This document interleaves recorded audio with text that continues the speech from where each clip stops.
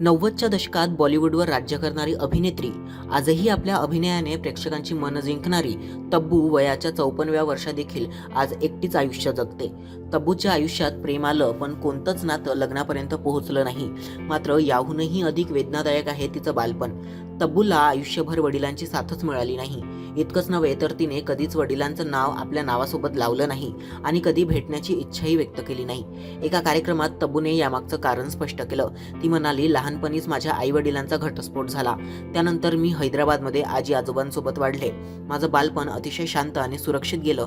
आई शिक्षिका असल्यामुळे जास्तीत जास्त वेळ आई, आजी आणि आजोबांसोबतच घालवला. माझी आजी नेहमी प्रार्थना करायची, पुस्तकं वाचायची. हे सगळं पाहत ऐकतच मी मोठी झाले. त्यांचा सहवास माझ्यासाठी खूप महत्त्वाचा ठरला, असंही तब्बू भावुक होत सांगते.